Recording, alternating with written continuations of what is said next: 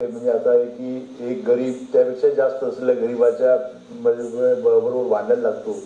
तशा प्रकारची जी काही भांडणं आहेत, मराठ्यामधला गरीब जो आहे तो इतर ओबीसी मधल्या गरीबांची भांडायला लागलेला आहे किंवा आणि हे जे सगळे सदन वर्ग आहेत, मोठे वेळे आहेत, हे सगळे त्यापासून अलिप्त राहिले आहेत. आणि याच्या मी तुम्हाला आपण सांगतो की मराठा समाजाला आरक्षण देणं हे असं आहे की जे राज्यकर्ती जमात आहे त्यांनी स्वतःला आरक्षण देणं, स्वतःच्या ह्याच्यामधल्या गरीब लोकांची किंवा ती सामाजिक जे थोडेफार मागासलेले आहेत त्यांची जबाबदारी घेण्यापेक्षा ती इतर गरीबांना ढकलून देणं, हा जो काही प्रकार इथल्या सगळ्या राजकीय पक्षाने केला, तो केवळ काँग्रेस आणि राष्ट्रवादीने केला असं नाही, तो काँग्रेसने केला, राष्ट्रवादी सगळ्यांनी केलेला आहे. आणि तो म्हणजे आता आहे की तुम्ही करा नाही तर आम्ही करतो, तुम्ही करा नाही तर आम्ही करतो. मग सत्तेत असले ते करतात आणि मग हे म्हणतात की तुमची सत्ता गेली की आम्ही नंतर बघतो.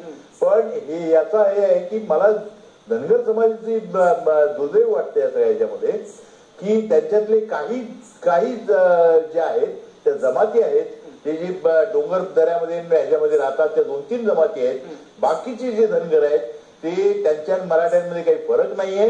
आणि दुसरी गोष्ट म्हणजे असं आहे की त्यांना आरक्षण पाहिजे. त्यांना म्हणजे असं आहे की आरक्षण, पहिली गोष्ट आरक्षणाने कुठलाही प्रश्न सुटत नाही.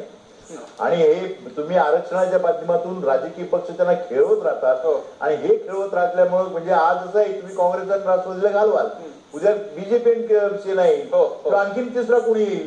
पण हा जो एक सातत्याने खेळायचा सुरू झाला आहे तो त्यापासून आंबेडकरांनी या सगळ्या म्हणजे खरं म्हणजे असं आहे की हे अधिकार राज्य